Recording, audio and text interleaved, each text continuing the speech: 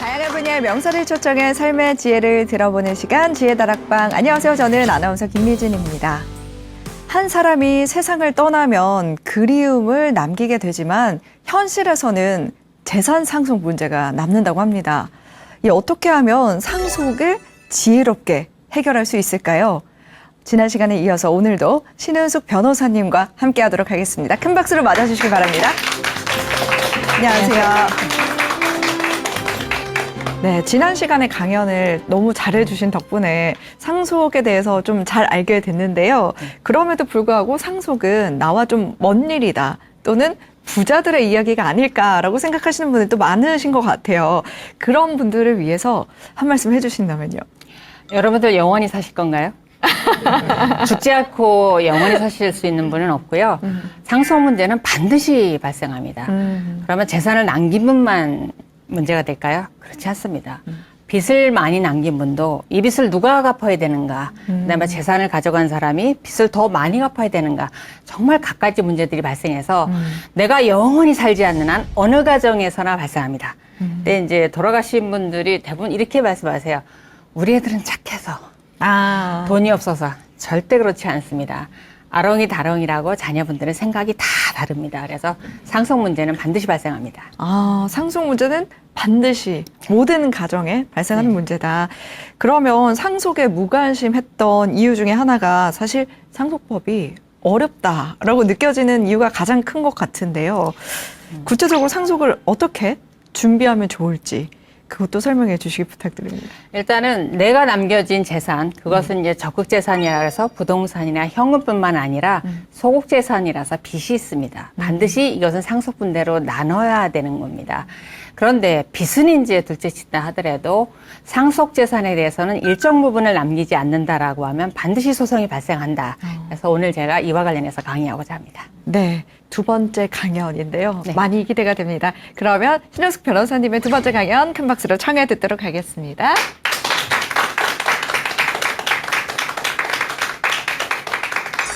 집을 사라고 돈을 주는 게 좋을까요? 집을 사서 줄까요?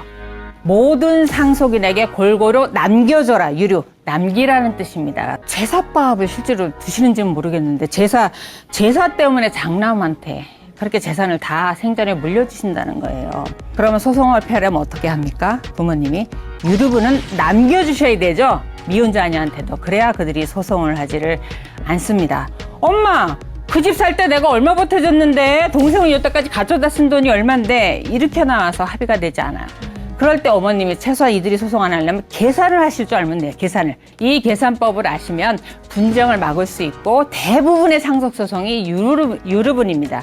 상당히 많은 숫자를 이제 줄이실 수가 있습니다. 올해 4월에 국회에서 개정이 돼서 그 개정안이 통과가 됐습니다. 그래서 앞으로 유류분권은 직계 비속하고 직계 존속에게만 인정이 됩니다. 물론 배우자는 공동으로 인정이 되죠.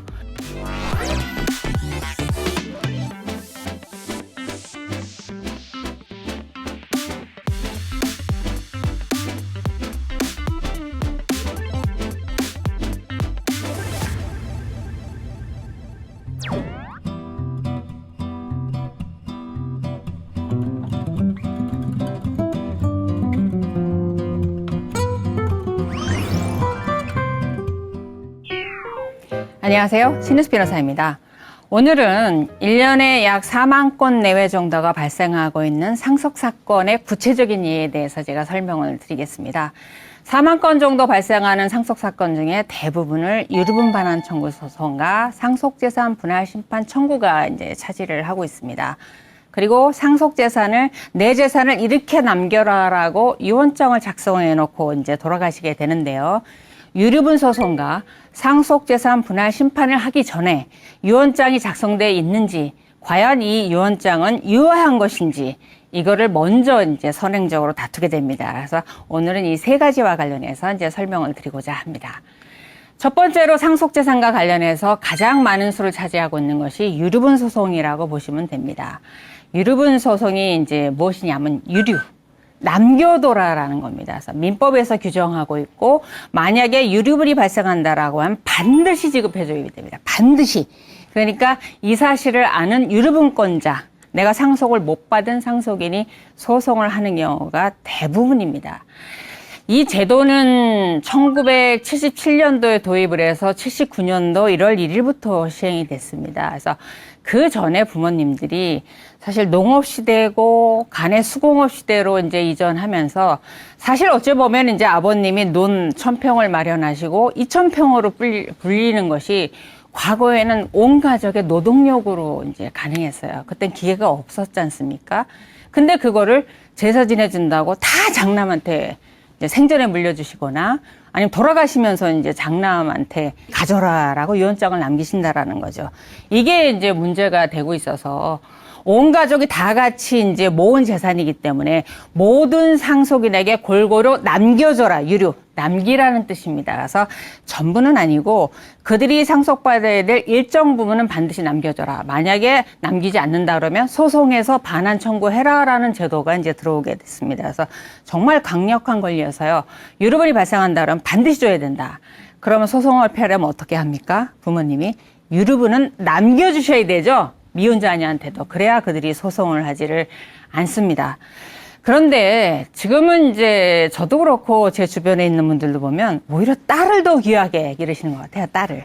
딸을 더 예뻐하시고. 그리고 이제 여생을 마치시고 돌아가실 때도 결국은 곁에서 이렇게 돌봐주는 게 딸이더란 얘기예요. 그런데 과거에 이제 이렇게 보면 부모님들이 참 그 제사밥을 실제로 드시는지는 모르겠는데 제사 때문에 장남한테 그렇게 재산을 다 생전에 물려주신다는 거예요. 이러다 보니까 현재 유류분 소송의 4만 건 중에서 52%입니다. 절반이 넘는 숫자가 딸들이 제기를 하고 있습니다. 그 다음에 대부분의 피고가 아들입니다. 아들 상대로 해서 그 딸들이 소송을 제기하고 있습니다. 그럼 아들, 딸이 전부 아니에요? 그렇지 않죠. 재혼한 배우자도 있고요. 손주도 있고 합니다. 그래서 이 딸들이 대부분 제기한다는 얘기는 아직까지도 2022년도 지금까지도 아들한테 편중돼서 재산을 주신다는 결론이죠. 그래서 딸들이 유류분 청구를 하고 있다.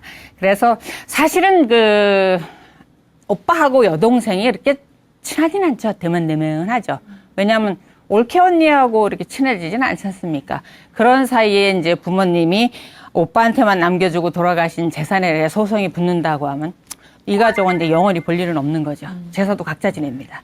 이렇게 되는 거죠. 그래서 유류분은 이런 특징을 갖고 있다. 그래서 유류분을 반드시 보장해주고 남기셔야만 분쟁을 피할 수 있다라는 거예요. 그럼 유류분을 누가 받을 수 있냐? 상속인을 먼저 지난주 이제 강의 때 제가 4순위까지를 얘기했는데 현재는 2순위자까지만 보장이 됩니다. 아직까지 민법에는 3순위자 형제자매도 유류분권이 있다라고 하고 있지만 올해 4월에 국회에서 개정이 돼서 그 개정안이 통과가 됐습니다. 그래서 앞으로 유류분권은 직계 비속하고 직계 존속에게만 인정이 됩니다. 물론 배우자는 공동으로 인정이 되죠. 이들에게 인정이 되는데 본래 상속받아야 될 재산의 절반, 배우자하고 직계 비속은 원래 내가 상속을 받아야 될 돈이 내 몫이 1억이면 그의 절반 5천만 원까지만 채워줘라라고 해서 2분의 1을 보장해주고 있고요. 그 다음에 부모님 같은 경우는 3분의 1입니다. 직계 존속은. 원래 가져가야 될 상속분의 3분의 1만 보장해라라고 해서 지금 유류분권자는 1순위와 2순위자에 제한된다. 그래서 형제자매라든가 사촌들은 설사 선순위가 없어서 상속을 못 받거나 아니면 그들이 다 가져가서 부족하다 하더라도 청구할 수 없습니다. 이런 특징을 갖고 있습니다. 근데 유류분이 이게 계산 서식이 굉장히 복잡한 것 같지만 상당히 간단합니다. 그래서 상속 사건 재판의 이제 특징을 보면 이게 원 단위까지 딱 떨어집니다. 저희가 계산을 하면. 예를 들면 11억 5,920원 이런 여기까지 이렇게 딱 떨어져요. 그래서 합의가 안 됩니다. 합의가. 그러니까 이혼 소송에서의 재산 분할하고 위자료는 고무줄입니다. 이게 이렇게 범위가 굉장히 넓어서 줄었다 밀었다 이게 여러 가지 사정에서 이게 변화가 있어서 사실은 이혼 소송에서 재산 분할은 판결이 여기 나는 거하고 요쪽에 나는 건 하늘하고 땅 차이입니다. 유류분은 그렇지 않습니다. 원 단위까지 딱 떨어집니다. 그거를 변호사들이 딱 계산을 해줘요. 합의가 안 됩니다. 절대 합의 안 됩니다. 양보 안 합니다. 왜냐하면 판결받은 원 단위까지 다 받을 건데 그걸 절대 양보해주지 않는다라는 거죠. 그 다음에 내가 절반 받는 거로 양보하는 건데 이런 특징에서 정확히 딱 떨어진다는 거여서 계산 서식만 만약에 부모님이 아신다고 하면 내 재산을 놓고, 솔직히 우리끼리 얘기하면 미운 자식 있어요. 많지도 않죠. 자식이 둘인데 하나가 덜 이뻐요. 솔직히 그렇지 않습니까? 똑같이 이쁘진 않아요. 그리고 그거보다도 하나가 더 마음이 짠해. 마음이 가는 자식이 있어요. 왜? 모자라서. 능력이 없어서. 이 자식한테는 좀 더 챙겨주고 싶어요. 하지만 능력 있는 자식이 이걸 용납하나요? 엄마, 그 집 살 때 내가 얼마 보태줬는데 동생은 여태까지 가져다 쓴 돈이 얼만데 이렇게 나와서 합의가 되지 않아요. 그럴 때 어머님이 최소한 이들이 소송 안 하려면 계산을 하실 줄 알면 돼요. 계산을. 그러니까 능력 있는 큰아들한테 조금 남기고 싶으면 그가 받아야 될 절반만 남겨주고 여기다가 그러니까 25% 주고 여기다 75% 주면 되는 거예요. 이렇게 계산하면 소송을 할 수가 없어요. 그래서 계산을 이제 해보자는 거예요. 자, 계산을 해보는데 배우자하고 자녀가 있을 때 일단 계산을 해보겠습니다. 일단 상속재산이 3억 원이에요. 남편분이 돌아가시면서 아버지가 돌아가시면서 3억 원을 남겼어요. 그리고 상속인으로는 아내와 이제 자녀가 있습니다. 첫 번째 케이스는 그러면은 원래 배우자는 0.5를 가산한다고 했지 않습니까? 그러니까 원래 1억 5천, 1억 5천인데 가산을 해서 1억 8천만 원을 가져가게 되고 자녀는 1억 2천만 원을 가져가게 됩니다. 6대 4로 나누게 돼요. 그래서 6, 38, 6, 22 이렇게 해서 1억 8천만 원과 1억 2천만 원을 이렇게 나누게 됩니다. 이들의 본래 상속분은 6대 4로 나누게 돼서 배우자가 1억 8천, 그 다음에 자녀가 1억 2천을 가져가게 됩니다. 그리고 만약에 그 부모님이 계신다고 하면 아버님만 한 분 살아계시면 역시 배우자가 1억 8천만 원 가져가게 되고 이 사안에서 만약에 어머니가 살아계신다면 어머니가 1억 2천만 원을 가져가게 됩니다. 이게 원래 3억을 다 남기고 돌아가시면은 나눠 갖는 상속분이에요. 그대로 3억을 두고 돌아가시면. 그런데 이번에는 이거를 남기지 않으셨어요. 남기지 않는 방법은 두 가지입니다. 3억 원을 몽창 사회에 기부한다. 그죠? 그 다음에 3억 원을 남아있는 배우자, 어머니죠. 배우자에게 다 물려주고 자식들한테 남겨주지 않는다. 그래서 한쪽으로 이렇게 편중된 경우입니다. 일단은 그러면은 하나도 못 받은 쪽으로 한번 생각을 해보시자고요. 배우자가 만약에 3억 원에서 내가 가져올 분이 1억 8천이었는데 유류분은 그 절반입니다. 절반이니까 9천만 원을 가져오게 됩니다. 계산 서식을 보면 이제 3억 원에서 5분의 3에서 그다음에 그거의 절반 이렇게 되는 거죠. 그리고 자녀는 원래 1억 2천만 원을 받아와야 되는데 그거의 절반 6천만 원을 이제 받아오게 된다라는 거죠. 그러니까 아버님이 내가 내 아내하고 자녀한테는 내가 살 때 할 거 다 해줬다. 너희들은 안 받아도 내 사회에 몽창 기부를 한다 하더라도 그 기부를 받은 기간에서 배우자한테는 9천만 원, 자녀에겐 6천만 원을 다시 돌려줘야 됩니다. 3억 원의 절반이죠, 합해서. 이렇게 돌려주게 되고요. 만약에 자녀는 없고 배우자와 부모가 남겼다면 역시 배우자는 이제 자기 유류분 9천만 원. 근데 부모님은 2분의 1이 아닌 3분의 1이 유류분이니까 4천만 원을 받게 됩니다. 그럼 이 경우에 이제 기부를 받은 기간 같은 경우는 1억 7천만 원을 가지게 되죠. 그래서 본래 그들에게 남겼어야 될 절반 또는 3분의 1을 남겨라. 라는 겁니다. 그러니까 여러분이 만약에 내 재산이 3억 원이 또 일단 뭐 다른 재산이 있으면 모르지만 3억 원이 전부라고 하면 다 기부하고 싶으셔도 1억 5천은 떼서 배우자에게 9천만 원, 자녀에게 6천만 원 남기시고 1억 5천만 원만 기부하셔야 그들 간에 소송이 벌어지지 않습니다. 이런 계산법은 그 3억에 대한 전체 재산을 사회에 기부했을 때도 마찬가지지만 만약에 3억 원 전체를 배우자에게만 이제 남긴다는 유언장을 남기셨다라고 하면 이 배우자, 어머니는 아들이 소송을 하면 얼마 토해내야 돼요? 6천만 원을 토해내야 됩니다. 그죠? 그러니까 그렇게 되면 어머님은 2억 4천을 갖게 되고 아들에게 6천만 원을 반환하게 되죠. 그러면 부자지간, 모자지간에 다시 볼 일이 없습니다. 그래서 이 계산법을 아시면 분쟁을 막을 수 있고 대부분의 상속소송이 유류분입니다. 상당히 많은 숫자를 이제 줄이실 수가 있습니다. 자, 그럼 유류분과 관련해서 제가 1977년도에 12월 말에 이제 도입이 돼서 1년 경과 규정을 해서 79년도에 이제 이게 시행이 됐습니다. 민법에서. 그러면은 제가 과거에 대학을 다닐 때 신촌에서 기차를 타면은 백마죠, 백마. 백마역에 내리면 다 논이었습니다. 그리고 거기에 민속주점이 하나 있었어요. 그래서 거기서 민속주점 가서 막걸리도 먹고 이렇게 제가 그때 80년대에 이렇게 지냈어요. 근데 지금 백마역은 흔적도 없이 사라졌습니다. 거기가 어디예요? 일산입니다, 일산. 그래서 이게 신도시 개발이 되면서 토지가 무려 몇십 배가 올랐습니다. 몇십 배가. 그래서 유류분 소송에서 가장 문제가 되고 있는 것이 이렇게 일산이라든가 분당이라든가 이렇게 신도시가 개발이 되면서 애초에 79년도, 80년도에 장남한테 줬을 때는 1,000만 원짜리 논이 지금 실제 사례에서 60억으로 올랐습니다. 60억으로. 근데 아버님은 60억으로 올라갔을 때 돌아가셨어요. 그러면은 이 문제가 발생해요. 그리고 그거를 다 받았던 오빠는 이미 땅 다 팔아먹었습니다. 그 유럽은 어떻게 해요? 없어. 그럼 끝인가요? 그렇지 않다라는 거예요. 유럽인이 그래서 이게 무서운 겁니다. 반드시 토해내야 돼요. 옛날에 받은 게 있었다면 79년도 이후에 받았다라고 하면 반드시 토해내야 되고 팔아서도 토해내야 됩니다. 그러면 그 가격이 1,000만 원짜리입니까? 60억짜리입니까? 60억입니다. 60억입니다. 아버님이 돌아가신 날을 기준으로 해서 그 당시 시가로 계산을 하게 됩니다. 그 79년도 1,000만 원짜리가 아니고. 그래서 딸들이 10년이 안 됐는데 소송을 제기해서 5억 얼마씩 각자 이렇게 가져갔는데 문제는 큰오빠가 그걸 다 이미 팔은 다음이었어요. 그럼 계산이 왜 판결액이 그렇게 나오느냐. 팔아도 상관없고 지금 있다고 치고 시가 감정을 하는 겁니다. 탄 땅도 지금 있다고 치고 시가 감정을 해요. 그랬더니 이게 60억이었습니다. 그래서 그걸 기준해서 n분의 1 한 다음에 본래 여동생들이 가져갔어야 될 절반이 판결이 난 겁니다. 유류분 제도가 이렇게 무섭습니다. 그래서 부모님들은 절대로 유류분을 침해해서 남기시면 안 돼요. 다만 이제 그 시가를 따지는 부분에 대해서는 좀 차이가 있는데 우리가 상속재산을 얘기할 때 좀 전 사례에서 아버님이 3억 원을 남겼다고 했잖아요. 그렇다고 3억 원 통장으로 이렇게 남긴 것만 따지냐? 그렇지 않습니다. 특별수의라 그래서 유류분도 마찬가지고 옛날에 준 것까지 다 합해 놓습니다.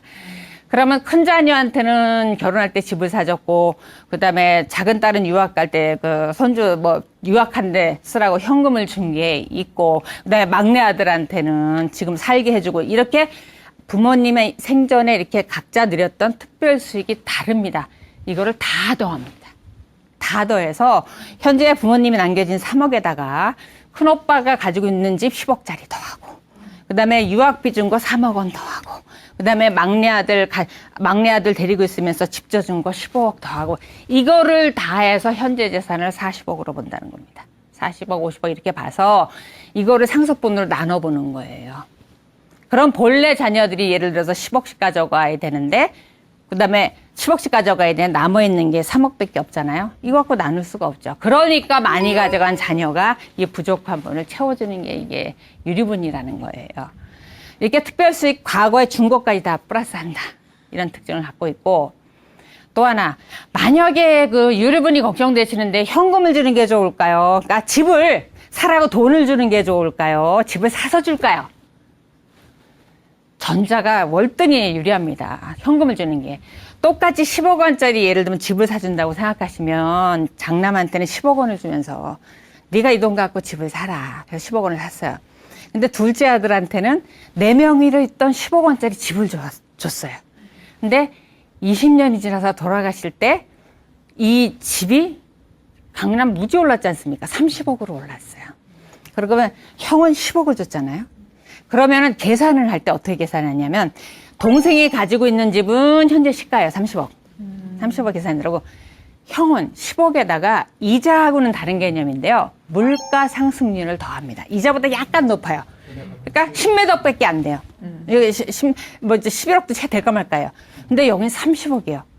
대단히 불합리하죠. 그래도 어쩔 수 없습니다. 부동산의 오른 시가를 반영하기 때문에 현금을 가져간 것과 부동산을 가져간 것은 이렇게 계산 서식이 이렇습니다. 그러니까 부동산이 내리는 경우는 거의 드무니까 제가 볼 때 현금을 줘서 사게 하는 것이 제가 볼 때는 나중에 유류분이라든가 상속재산 계산할 때는 유리하지 않을까 그런 생각을 합니다. 다만 이제 요즘 부모님들이 언젠가 한 2달 전인가요? 연세가 드신 분들이 제 사무실을 오셨어요. 그래서 두 분이 부부세요? 그러니까 부부시래요. 이혼 문제 때문에 오신 건 아니네요. 그러니까 아니시래요. 그래서 뭐 때문에 오셨어요? 그러니까 자식이 둘이 있는데 그 둘한테 1원도 주고 싶지 않다는 1원도. 그 방법을 좀 알려달라는 거예요. 그래서 여러 변호사랑 상담을 했고 마지막으로 한 번 더 저한테 오셨다고 해요. 근데 아버님이 연세가 90 정도 다 되셨고 어머님이 70을 넘으셨어요. 그래서 암투병 중이시고 그렇게 오래 사시진 못하신대요. 근데 자식한테 정말 1원도 주고 싶지 않더라고요. 그 방법을 아무리 생각해도 없어요, 이게. 그렇잖아요. 그거를 현금화해서 다 쓰시면은 모르는데 돈 쓰는 거 쉽지 않습니다. 당시에 그 아파트 시가가 30억이 넘었어요. 30억을 무슨 수로 1년을 못 넘기신 분이 다 쓰시겠습니까? 그래서 그 얘기를 여기저기 물어봐도 방법이 없는 걸 다 알고 오셨어요. 다만 제가 왜 자녀분들한테 주기 싫으세요? 그거는 여쭤보지는 않았습니다. 두 분이 인상이 굉장히 온화하시고 좋으셨어요. 근데 그분들이 자식들한테 그렇게 생각할 때는 그 사연이 있으시겠죠. 그래서 굳이 이렇게 묻지는 않았습니다. 그래서 머리를 맞대고 첫 번째, 어머님 집을 파시는 거예요. 5만 원짜리 바꾸세요. 다 쓰시는 거, 다.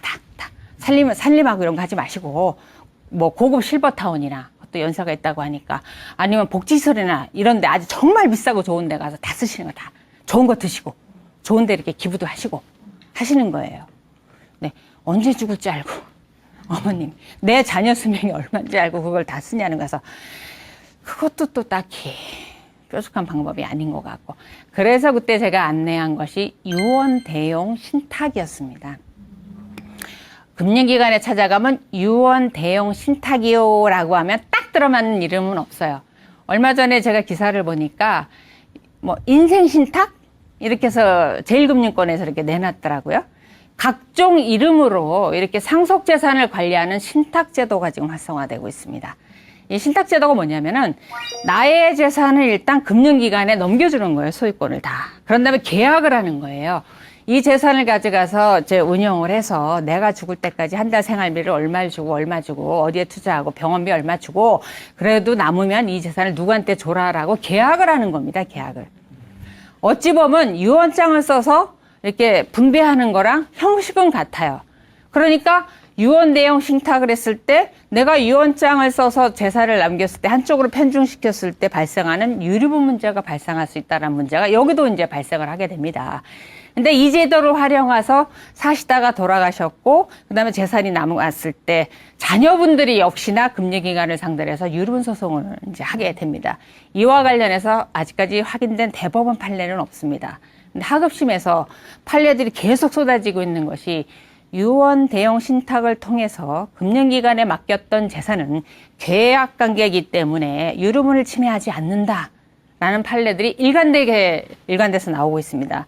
아마 이 하급심 판례들이 이제 대법원에 곧 갔을 것이고 아마 확인 판결이 나올 것으로 보이는데 하급심에서 이런 판결을 했을 때 대법원이 이걸 전격적으로 뒤집을 것인가, 유류분 제도를 몰각시킨다라서 뒤집을 것인가, 이런 부분에 대해서는 아닐 것이다라고 생각하는 것이 이제 법조계 많은 사람들의 생각입니다. 그러니까 이렇게 이런 자녀분들한테 상속을 남기고 싶지 않으시다거나 상속인이 없다라거나 이러신 분들은 유언 대용 신탁을 활용해 보시는 게 아마 유언장을 써서 생기는 부작용, 소송보다는 상당히 유리하지 않을까 이런 생각이 듭니다. 그래서 돌아가실 때까지 금융기관에서 계약대로 지급하니까 대단히 안전합니다. 그리고 자녀분들이 와서 아버지, 나 사업자금 한 번만. 아빠, 우리 딸 유학 보낼 때 한 번만. 이런 괴롭힘? 귀찮음? 이런 것으로부터 이제 벗어나실 수 있는 장점이 있습니다. 그래서 유언 대용 신탁을 유류분 침해되지 않고 활용할 수 있다라는 분 기억하시기 바랍니다. 그 다음에 상속재산 분할 심판 청구라는 게 있는데요. 그럼 이게 똑같이 앞에서 설명드린 유류분하고 똑같이 재산을 나누는 거예요.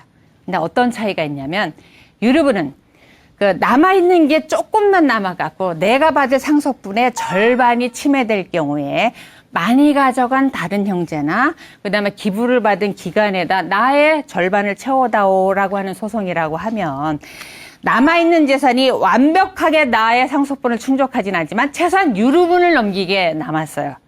이랬을 때 형제 간에 다툼이 있는 경우가 있습니다. 그냥 n분의 1로 나누면 좋은데 정말 다툼이 상속재산 분할 심판 청구가 많은 게 아버님들이 죄송합니다. 자꾸 아버님만 문제 삼아서 꼭 장남한테 미리 주신다는 거예요. 장남한테. 그리고 결혼할 때 왜 맏며느리한테만 다이아몬드 반지 사주시냐고요. 그거 사주셨으면 똑같이 사주셔야지. 안 사주시고 장남은 아파트를 하나 사주시고 그다음에 그 차남은 전세를 얻어주시고 막내는 월세 보증금 해주시면 이게 돌아가실 때 그렇지 않습니까? 그렇게 해놓고 사실 유류분을 넘는 약간의 재산을 남겨놨을 때 그 남아있는 재산을 1대1로 나누라고 그러면 막내 아들이 굉장히 억울하죠. 굉장히 억울하죠. 아니 세상에 더 많이 가져간 사람들이 왜 남아있는 게 똑같이 n분의 1로 들어오냐 이런 싸움이 벌어지는 게 상속재산 분할 심판 청구입니다. 남아있는 재산을 1대1로 나누는 게 불합리할 때. 또 하나.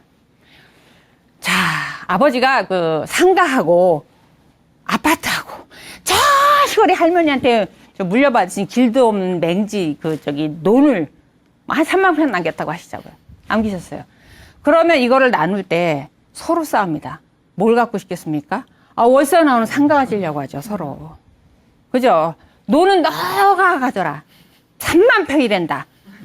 이러면 그게 합의가 되냐고 안 되는 거죠. 그러니까 어떤 재산을 누가 갖느냐 가지고 싸움이 벌어집니다. 이거 역시 상속재산 분할 심판 청구입니다. 그다음 또 하나 상속재산 분할 심판 청구에서 문제가 되는 게 기여분이라는 게 있어요. 지금 아버지가 남겨주신 재산이 10억이긴 하지만 장남이 사업을 잘해서 이 아파트 살 때 절반을 대드렸어요, 아버지한테. 근데 명의는 아버님 앞으로 해놓은 거지. 그러면 이 집을 나눌 때 절반을 맏아들이 그 아파트 대금을 댔으면 그것까지 해서 형제들이 n분의 1을 나눈 건 불합리하죠. 이럴 때 기여분 주장을 하게 됩니다. 또 하나 자식들이 아버지한테 잘하지 못해서 중풍에 걸리셔서 와병 주시는데 한 번도 와보지도 않고 엄마가 정말 아픈 팔을 가지고 정말 대소변 다 받아내고 병원 모시고 가고 근근히 일해서 푼푼히 모은 병원 쓰고 이랬어요. 근데 그 남겨진 자산을 자식들이 홀랑 다 n분의 1을 가져간다면 이 또한 불합리입니다.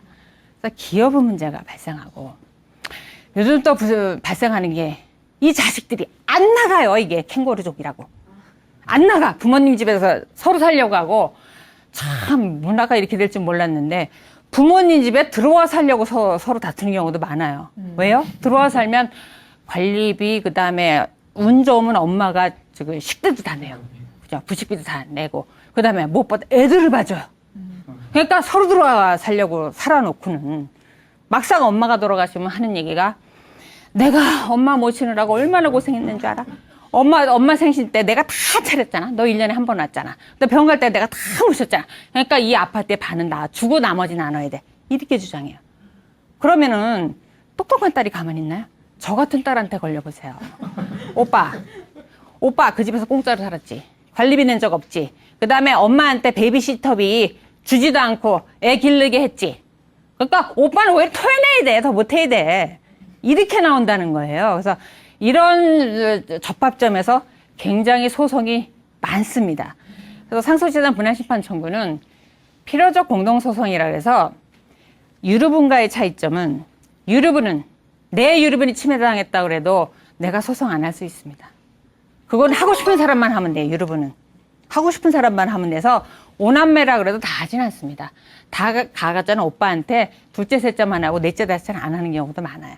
그렇지만 상속재산 분할심판 청구는 필요적 공동소송이라서 전원이 내가 불만이 있으면 오형제면 4명을 피신청인을 상대로 해서 또는 3명의 의견이 맞으면 3시 신청인, 2명은 피신청인. 그래서 반드시 전원이 참여하게 돼 있습니다. 그래서 전원이 소송을 해서 아유 시끄럽기가 이루 말할 수가 없습니다. 그러니까 옛날에 형제분들 많으셨잖아요.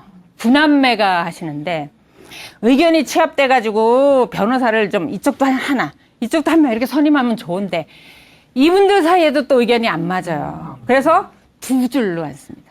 당사자 9명, 변호사 9명 이렇게 2줄로 석줄 4줄씩 이렇게 앉게 되면 다른 방청객 못 들어오게 하고 이렇게 정말 다툼이 심합니다. 그래서 상속재산 분할심판 청구는 특징. 먼저 가져간 거 놓고 계산하게 되고 기여분의 이제 분쟁이 있다.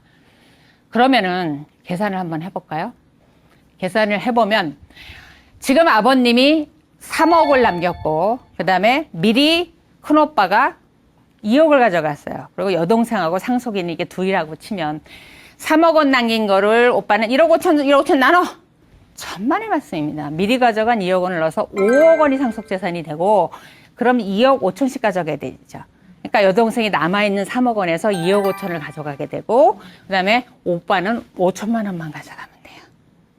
그러면은 2억 5천만 원이 만약에 상속재산이라고 하면 나의 유류분이 1억 2,500만 원이잖아요. 아버지께서 애매하게 2억 원만 남겨놓고 돌아가셨어요. 내가 2억, 원래 상속분이 2억 5천인데 유류분은 1억 2,500인데 그 중간에는 2억 원만 남기고 돌아가셨어요. 그럼 어떻게 돼요? 오빠가 이미 가져간 걸 토해내진 않습니다. 남아있는 2억 원을 전부 가져가고 끝입니다. 네, 그래서 이렇게 구체적으로 나누게 됩니다. 그래서 상속재산 분할 같은 경우 과거에 가져간 거 다 넣고 계산한다. 유류분도 마찬가지다. 그리고 남아있는 거를 먼저 그 부족한 덜 가져간 사람이 우선적으로 가져간다. 이런 원칙이 있고 기여분을 제가 이제 설명을 드리면 기여분을 아까 오빠가 한 집에 살면서 이렇게 부양했다 이런 거를 인정되는 건 택도 없고요. 특별한 기여가 있어야 됩니다. 아주 특별한 기여. 집을 살 때 돈을 넣었다라든가 그다음에 어머님처럼 자기의 인생을 희생하면서 버는 돈 다 자식들한테 부양료도 못 받고 이렇게 부양을 했을 때 기여분이 인정이 되지 웬만한 기여분이 인정이 되고 있지를 않습니다. 그래서 내가 같이 살았다는 것만은 절대적으로 기여분이 인정되지 않는다. 그런데 얼마 전에 한 5년, 5, 6년쯤 대법원에서 이제 의견을 탁 발표하시면서 기여분을 폭넓게 인정하겠다. 누구에게? 배우자에게. 그래서 배우자에게 함께해서 같이 살았던 배우자에게는 기여분을 폭넓게 인정하고 50%, 100%를 인정하는 예도 있습니다. 그래서 만약에 기여분과 관련해서 분쟁이 붙었는데 엄마하고 자녀들 간에 이렇게 편히 갈라먹었다. 그러면 엄마 쪽으로 미는 게 좋습니다. 기여분이 쉽게 인정되고 많이 인정되고 있어서 만약에 자식하고 그 자식들 둘을 남겨놓고 돌아가셨는데 한쪽에 기여도가 있다. 절반이 있다 그러면 3억 남긴 재산에서 1억 5천을 먼저 뗍니다. 그러니까 기여분자한테 주고 나머지 1억 5천을 반반 나눕니다. 그래서 기여분은 먼저 떼고 나머지를 상속분대로 나눈다. 그래서 기여분에 대해서 아주 그러니까 굉장히 치열하게 되겠죠. 이런 특징을 갖고 있습니다. 그리고 마지막으로 유언장과 관련해서 이제 저희가 말씀을 드리고자 하는데 내 재산을 내 마음대로 처분하고자 한다면 미리미리 준비를 하셔야 되는 게 민법에서 정한 유언장은 요건이 대단히 까다롭습니다. 5가지를 정하고 있고 우리가 돌아가실 때 이렇게 자녀들 다 많으시고 집은 엄마 주고 그다음에 상가는 큰아들 주고 이거는 유지예요. 유지. 돌아가신 분의 뜻, 의지이지 유언은 아닙니다. 유언장은 요건을 갖춰야 되고 5가지를 인정을 하고 있습니다.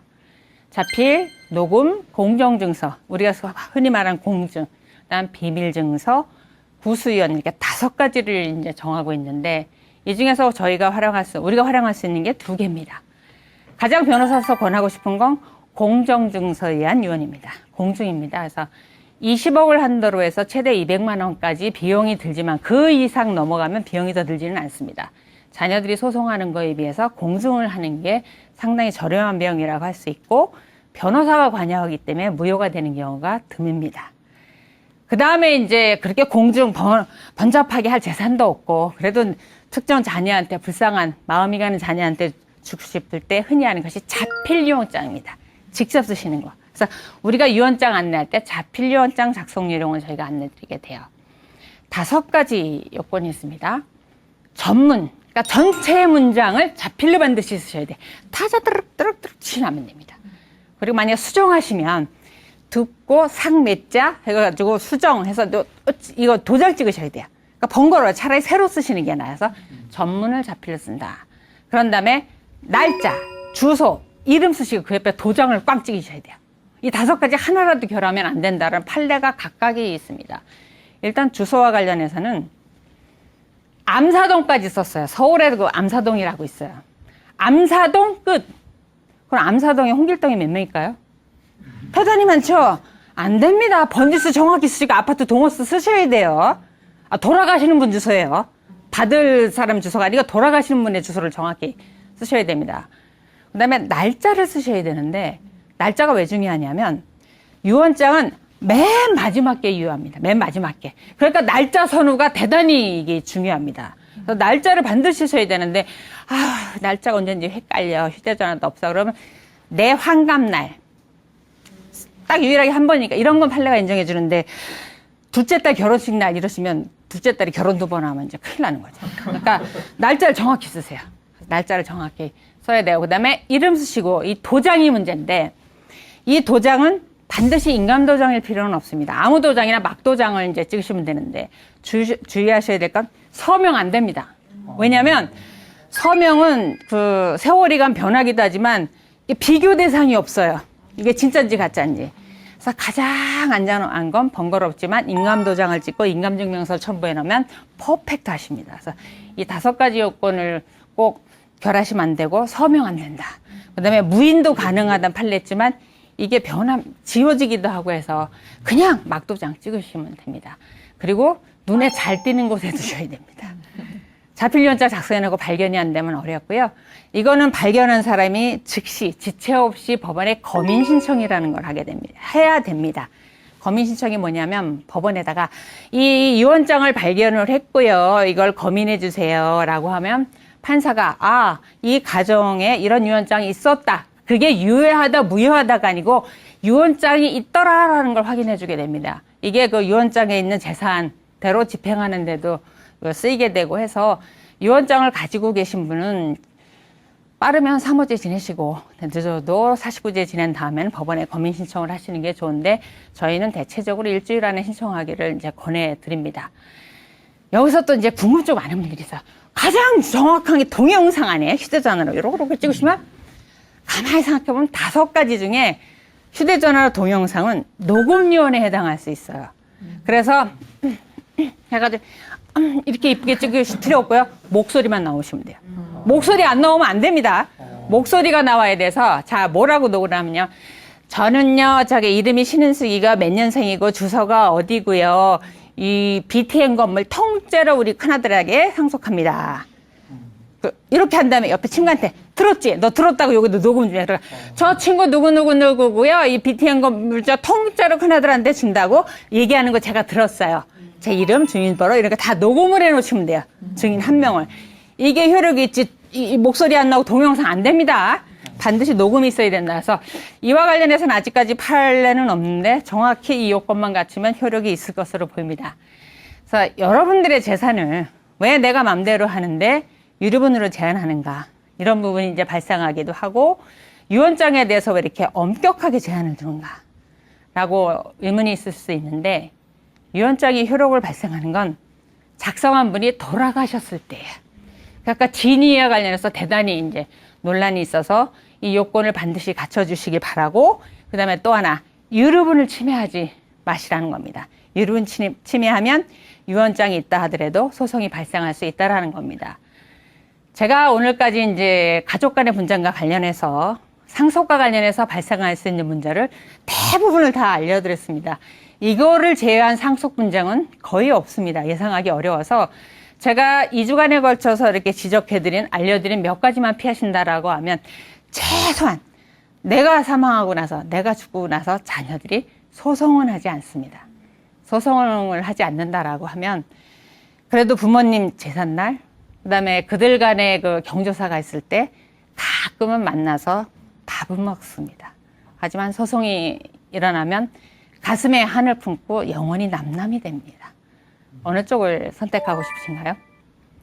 가족 간의 분쟁은 부모님이 정리하실 수 있습니다. 미리미리 준비하시기 바랍니다.